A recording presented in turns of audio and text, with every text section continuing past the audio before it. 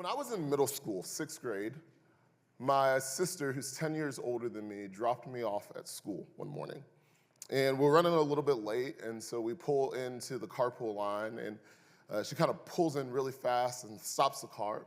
And I get out of the car, and I go around the side to get my backpack out of the back passenger seat of the car.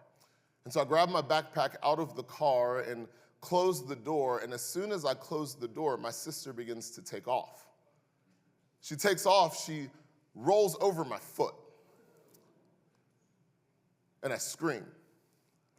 Now, when I scream, my sister stops the car, rolls down the window, and says, "Are you okay?" I said, "No, I'm not okay." She said, "What's wrong?" I said, "You're on my foot." You see, she didn't roll over my foot, she stopped on my foot. And she looks at me through the window and she goes, "Gerald, stop playing." I was like, "I'm not playing, you're on my foot." She's like, no, stop playing. I'm like, "I'm not, get off my foot." She goes, you play too much." She puts the car in park, gets out of the car, walks around, sees that she's on my foot, and screams. Then gets back in the car and proceeds to roll off. I think about that story, and what's interesting is that my sister made 3 statements in that story. The first is she said, "Gerald, stop playing." The second is when she realized she was on my foot, she was like, "You're okay, you're okay, you're okay." "I'm not okay, you're on my foot." But the third thing she said to me is, "You'll be fine, don't worry about it."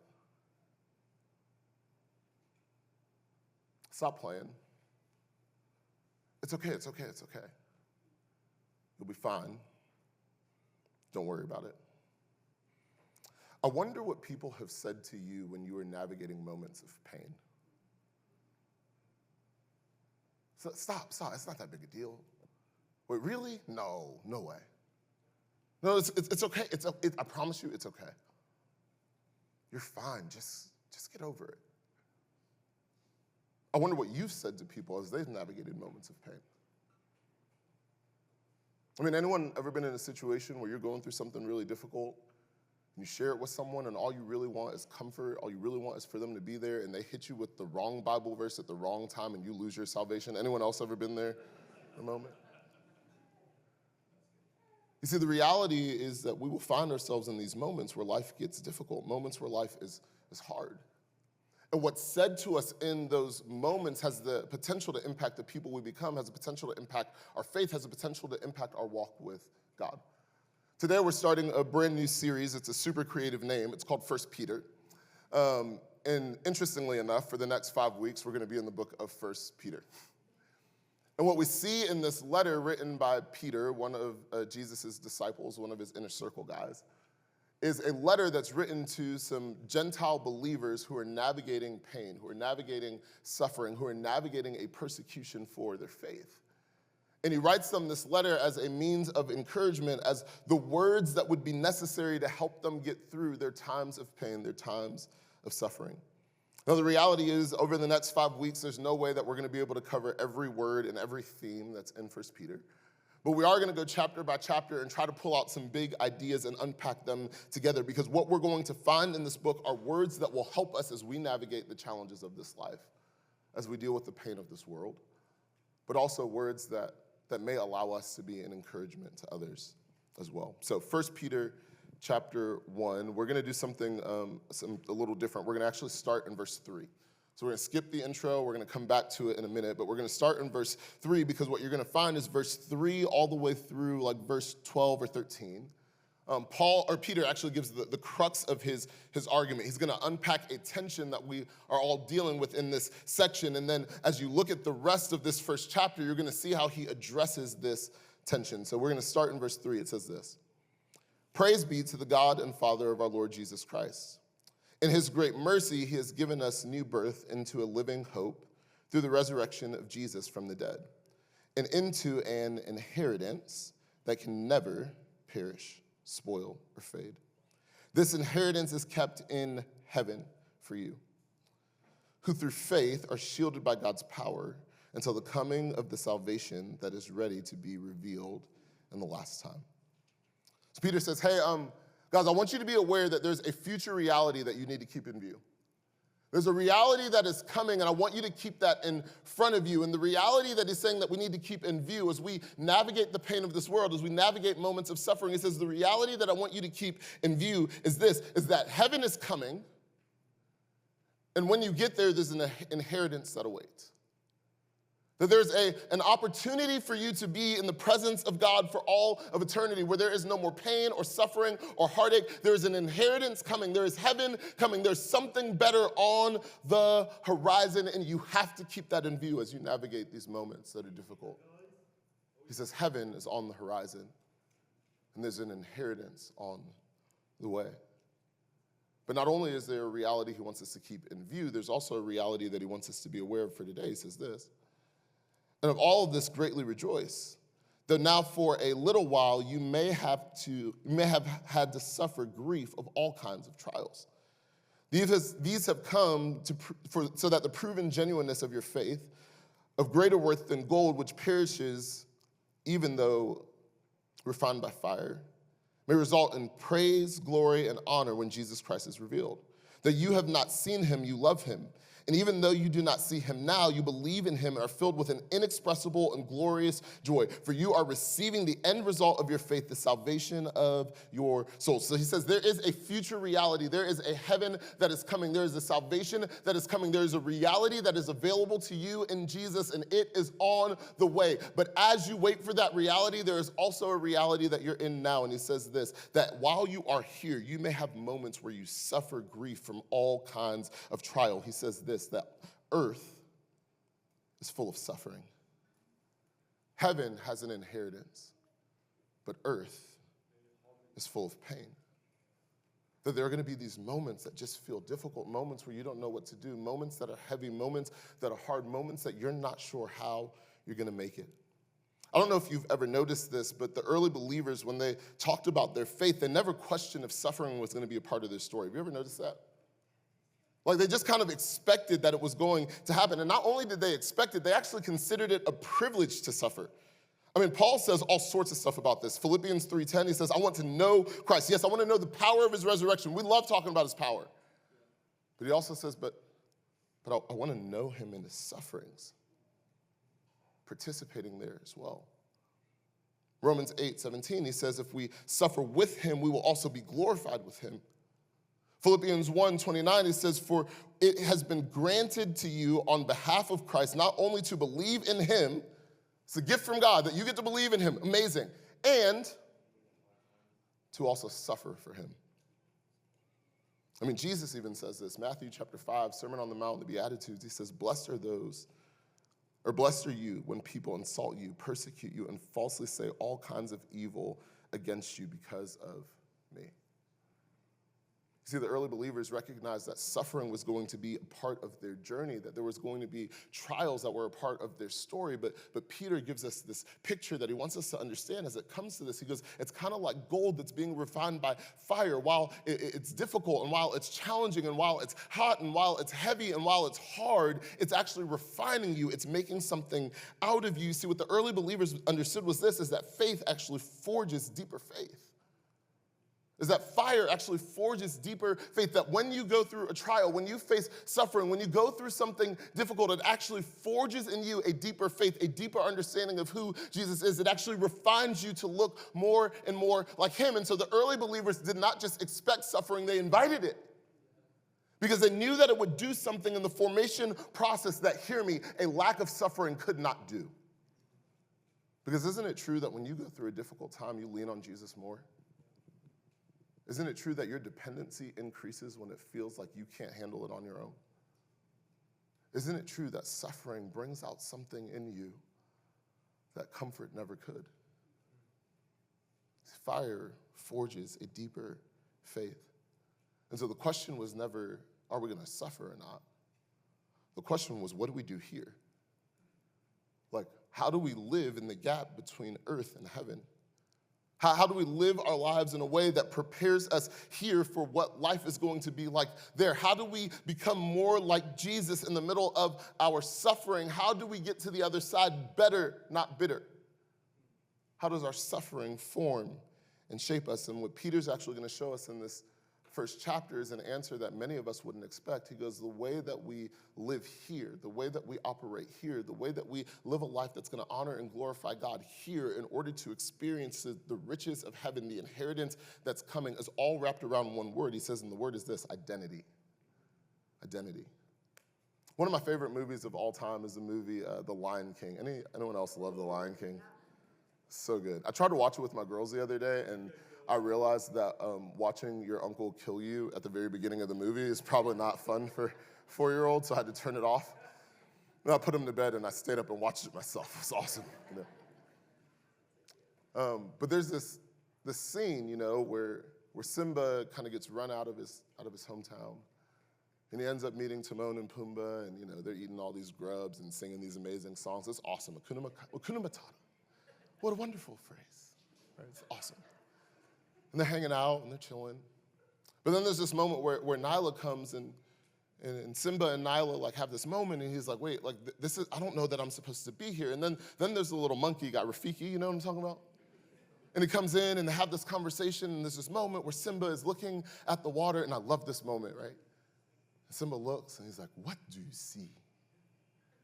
What do you see? It's like, my reflection. Look harder.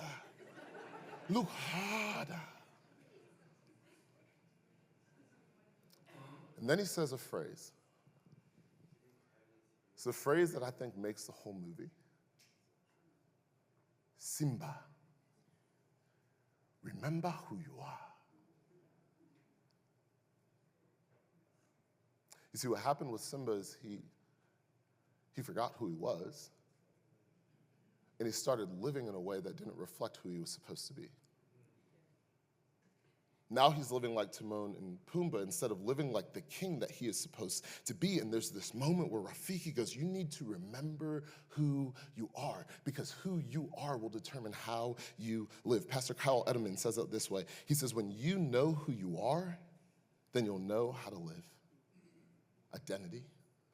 When you know who you are, then you know how to live. So how do we navigate the pains of this world? How do we navigate the trials in front of us? How do we live life here in a way that prepares us for there? Well, it starts with our identity. It's understanding who we are. And what Peter is going to give us in this first chapter are 4 identity markers.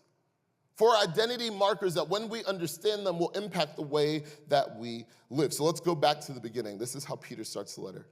He says, Peter, an apostle of Jesus Christ, to God's elect, exiles scattered throughout the province of Pontus, Galatia, Cappadocia, Asia, and Bithynia, who have been chosen according to the foreknowledge of God the Father, through the sanctifying work of the Spirit, to be obedient to Jesus Christ and sprinkled with his blood. Grace and peace be yours in abundance. I don't have enough time to get into this. There's actually 2 kind of big concepts here that I can't unpack fully, but I just want to point them out to you. The first one is this.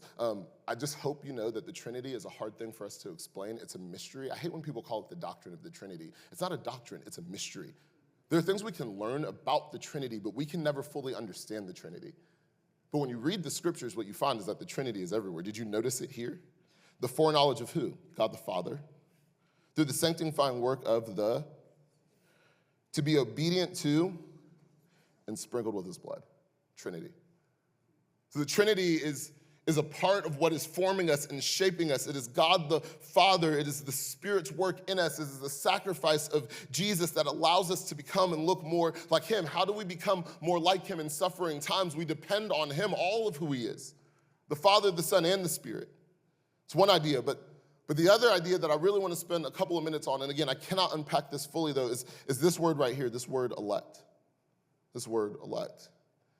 Because Peter says, before we can talk about your current circumstances, I need to remind you who you are. The people that you are, the people that God has made you are people who are elect.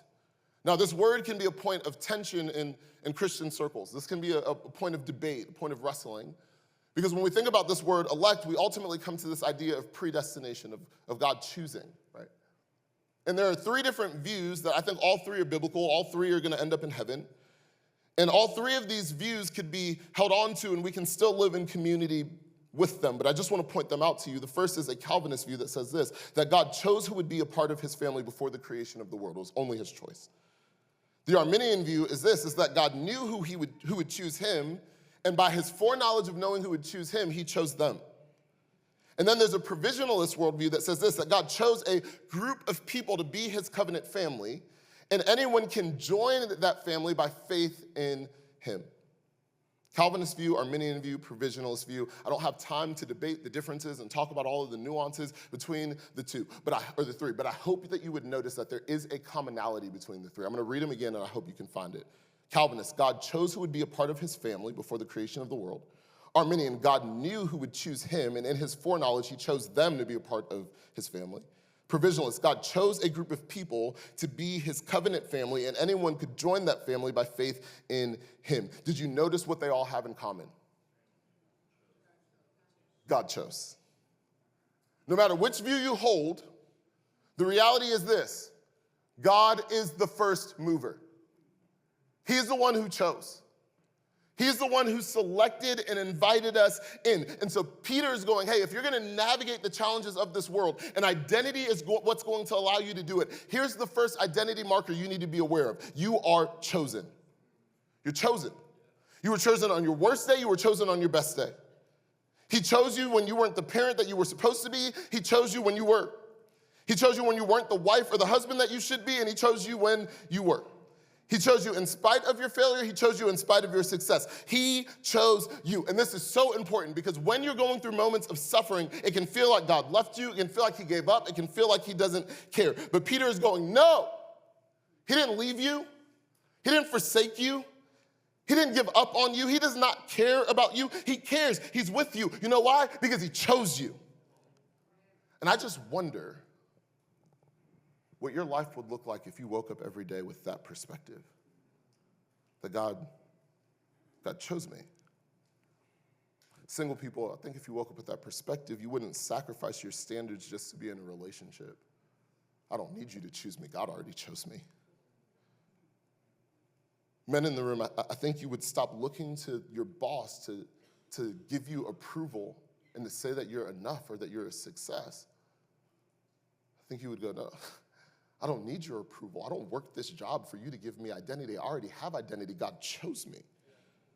Moms in the room, I think you would stop looking at influencers on social media who are telling you you're a bad mom if you don't da-da-da-da-da-da-da-da, which, just a little side note, if their kids are not grown and faithfully following Jesus, they don't know either. So maybe instead of looking at them going, I'm not enough, you start looking in the mirror and going, God chose me to be their parents. God's trusted me to steward their lives. He chose me. Students in the room, you would stop compromising your integrity just to fit in with the crowd. I don't need your acceptance. God chose me. Business leaders, you wouldn't cut corners to get ahead. I don't need to be the most successful. I've been chosen by God to run and lead this thing. Retired people in the room, you wouldn't believe that your best days are behind you because what you would realize is no matter what season you are in, God chose you. He still has purpose for you. You see, the first thing that Peter wants us to understand is that we have been chosen by God, but I need you to hear me clearly. This reality of being chosen by God also comes with expectations. See, if God chose you, he also says this: to God's elect, exiles scattered throughout the providences, who have been chosen according to the foreknowledge of God the Father, through the sanctifying work of the Spirit, to be what? Obedient to Jesus Christ. I say this often, but in our Western Christianity, we love the idea that Jesus is Savior, but we forget that he's also Lord. Meaning that his word is not a suggestion, it's command. And so Peter essentially says this, that you've been chosen by God, so you should live like it. You've been chosen by God, so live obedient to what he says. This first identity marker is that we have been chosen by God, but the expectation is that we live obedient, that we do what he says. He doesn't end there, though. He continues on. He says this in verse 13. He says, therefore, with minds that are alert and fully sober, set your hope on the grace to be brought to you when Jesus Christ is revealed at his coming. As obedient children, do not conform to the evil desires that you had when you lived in ignorance. But just as he who called you is holy, so be holy in all that you do, for it is written, be holy because I am holy. The second identity marker that Peter gives us is this, is that we are obedient children. That we're not just obedient, but we're meant to be obedient children. Most of you know this about me, but my mom went to jail my junior year of high school. And when she did, my best friend's family took me in. That's who I call mom and dad. That's who I call my brother. So my little brother that just got married this weekend is part of my adopted family. And when I moved into their home after my mom went to jail, it was amazing. Like, there were all these game nights that we would have. Monopoly got banned from our house because, anyway, long story. But we would play games, and we would have dinner together, and it was awesome. It was like the family that I always wanted. But there were two things about being in their family, y'all, that just drove me absolutely up the wall. Like, drove me nuts. The first was my dad's speeches. Like, anytime you'd get in trouble, he wouldn't take things away from you. You wouldn't get, like, whooped or anything like that. What we would get are, like, 5.5-hour-long speeches. And they would just, like, ramble all over the place, right? And somewhere in the middle of this speech, there'd be some sort of basketball analogy that didn't make any sense. He'd be like, Gerald, you got to understand, life is like a full-court press. And I'm like, Dad, stop. Like, no. One, your basketball references are terrible. And two, I don't even know what you're saying anymore. It would drive me nuts. But the thing that drove me even crazier than the speeches was that on Sundays there was this rule in our house, it was so dumb, that we could only watch the History Channel, National Geographic, or the Cooking Network. But it was only for us. So we'd be in the living room watching Top Shelf, and my dad would be around the corner in the kitchen watching NFL. And I'm like, how does this work? Like, this rule doesn't make any sense. It's stupid. I don't get it. But here's the deal. No matter how stupid I thought it was, if I was a part of their family, I had to play by their rules. Funny thing is this weekend, as I was officiating my little brother's wedding, they decided to also write vows to each other. And his wife, Michelle, read her vows, and one of the things that she wrote in her vows was how much she appreciated that every single one of the sons knew how to cook.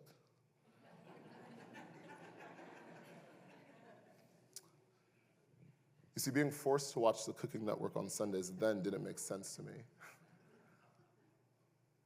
But it developed something in me that I'm grateful for now. You see, the reality is that following a different set of rules set us apart. Following a different set of rules on Sundays set us apart as men who are now able to cook.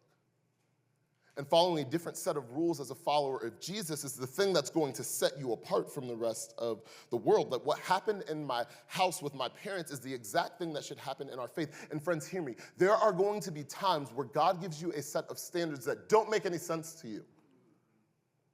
And the rest of the world is going, you're crazy.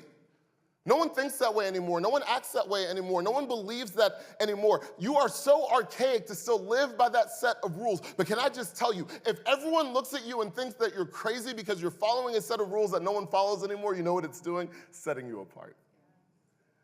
If they notice, it might mean that you're different. That's why it says this. Therefore, with minds that are alert and fully sober, set your hope on the grace to be brought to you when Jesus Christ is revealed at his coming. As obedient children, he says, do not conform to the evil desires you had when you once lived in ignorance, but just as he who has called you is holy, so be holy in all that you do. For it is written, be holy because I am holy. That word holy, you know what it means? Set apart. Set apart. It means to be different.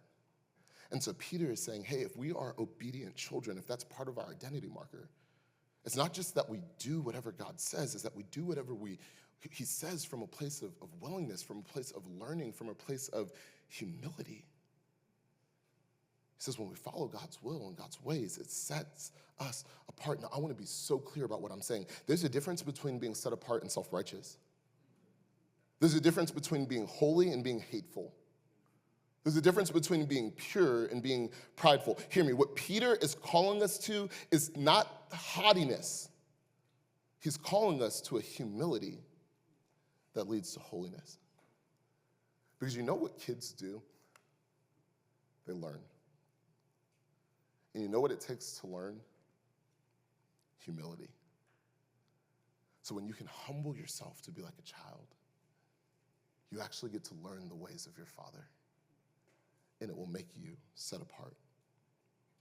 We have to be humble enough to turn the other cheek, to love our enemy, to pray for those who persecute us, to serve in spite of, to forgive them when they don't deserve it, to love them when we don't feel like it, to confess when we're wrong, to apologize first, to give generously when no one else noticed, to choose honesty when lying is easier, to show kindness when you're tired, to be patient when everything in you wants to rush, to listen instead of always speaking, to celebrate others' success instead of being jealous. It takes humility to live the way of Jesus. But Peter says, hey, as obedient children, this is your identity.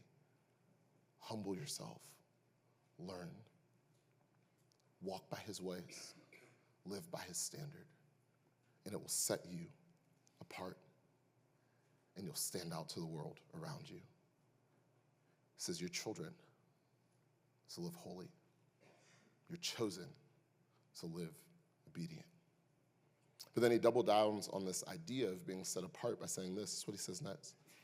Since you call on a Father who judges each person's work impartially, live out your time as foreigners here in reverent fear. For you know that it was not with the perishable things such as silver and gold that you were redeemed from the empty way of life handed down to you from your ancestors, but with the precious blood of Christ, a lamb without blemish or defect.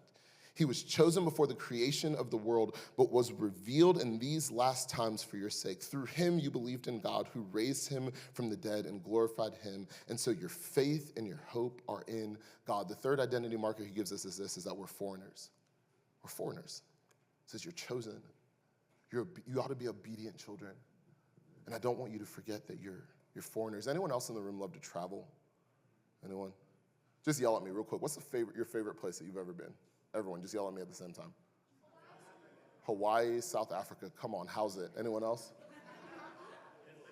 Italy, I love it. Couple more. Favorite place? Spain, so good. I was in Barcelona for 24 hours, and it was like the best 24 hours of my life. It was awesome. Love it.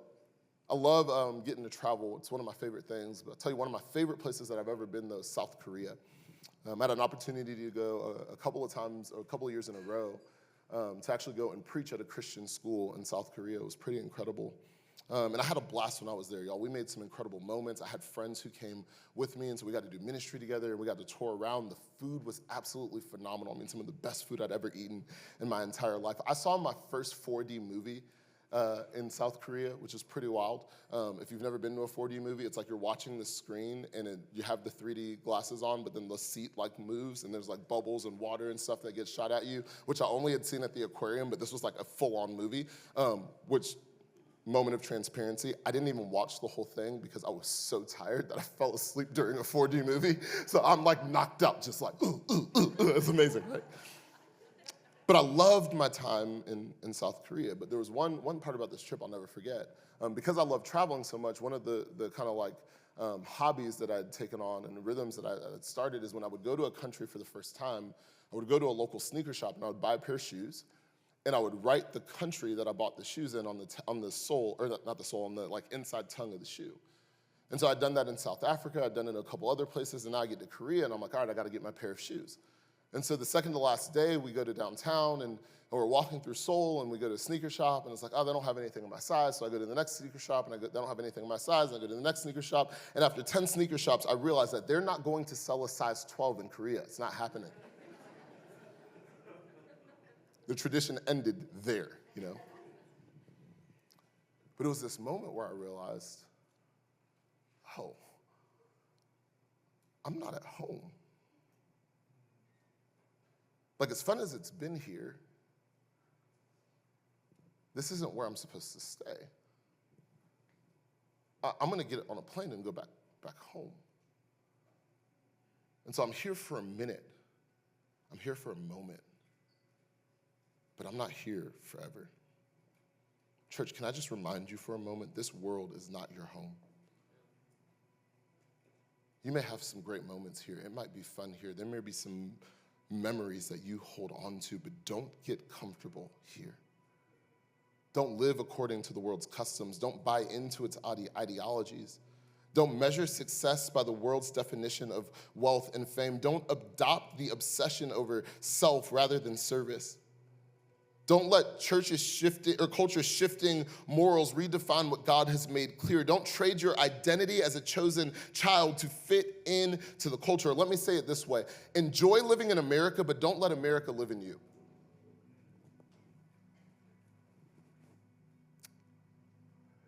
And if that statement makes you uncomfortable, you've probably gotten too comfortable. Friends, this is not our home.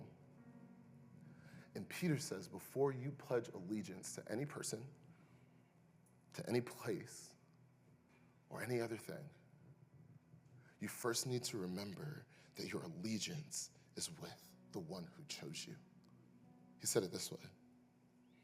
Through him, Jesus, you believed in God, who raised him from the dead and glorified him. And this is the result. So your faith and hope are in God. You trust in him. You believe in him. You look to him. You pledge allegiance to him first. Because the third identity marker is you are a foreigner. You're a foreigner. How do we live that way? There's 3 words that were shared with me years ago that I just have found to be wildly helpful. 3 ways to help us live as foreigners, to hold on to this identity that this is not our home. The 3 words are this: receive, reject, and redeem. Receive, reject, and redeem. That there are some things in our culture that are perfectly fine to embrace. Celebrate 4th of July, speak in English, vote, enjoy good food, watch football, even though yesterday was a terrible day to watch football because the Gators just, anyway. Cheer for LeBron if you want to. There are some things that are okay to receive. But then there are some things in our culture that you need to reject. There are some things you shouldn't watch. There are places you should not go. There are some things that you shouldn't participate in. John Tyson says it this way, that there was a lady in his church that walked up to him and said a phrase that wrecked his life. She looked at him and said, hey, others may, but you may not. As a pastor, you carry a different weight. There's certain things that everyone else can do, and it's fine, but it's not for you.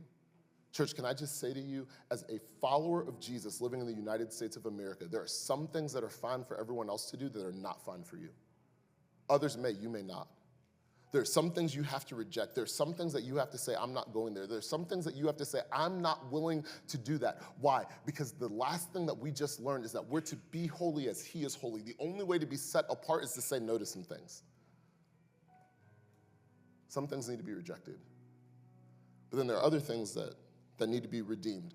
I am not making a statement of judgment with what I'm going to say next, so nobody walk out of here and think that I'm trying to be holier than thou. I'm just trying to let you into our world of one of the things that we've chosen to try to redeem, Halloween.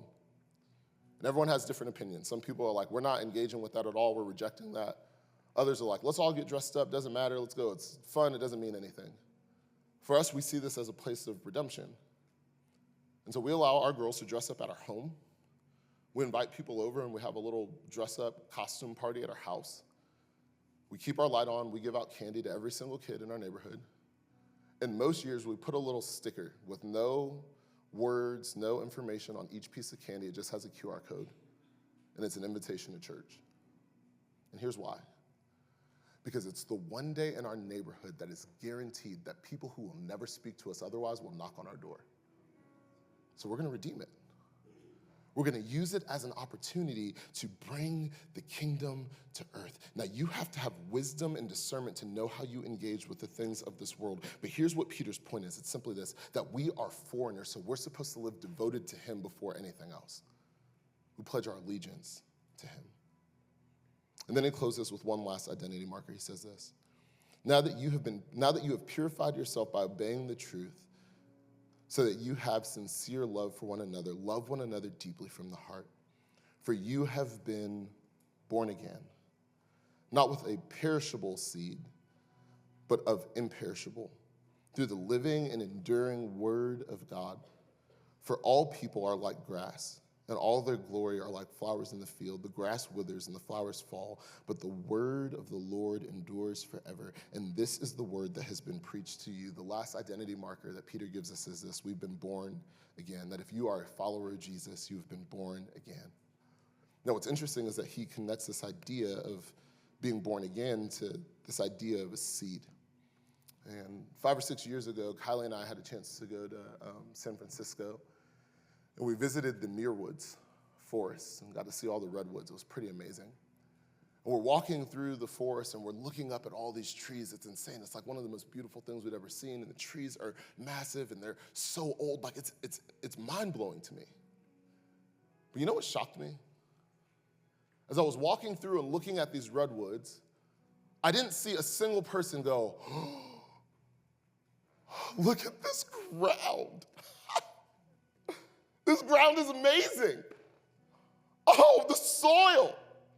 It's insane. Nobody took their eyes off of the trees to look at the ground. You know why? Because the ground doesn't water the seed. The ground doesn't give seed sunlight. The ground does not make the seed grow. You know what the ground's job is? Is to receive the seed and hold on to it. So when the seed takes root, the ground can produce something incredible. Receive it and hold on to it. Hear me, Peter says, friends, we're the ground. There's nothing impressive about us. There's nothing special about us. But when we receive the seed of the gospel, the gardener, Jesus, he plants the seed. He waters that seed. He shines his light on that seed, and he makes that seed grow. And he produces out of your life this wonderful thing that people go, how in the world did that happen? Being born again is not about your efforts, it's not about your striving. It's not about your goodness, it's not about how hard you try. Being born again is about receiving the new life that Jesus has come to offer you. It's receiving the seed of the gospel.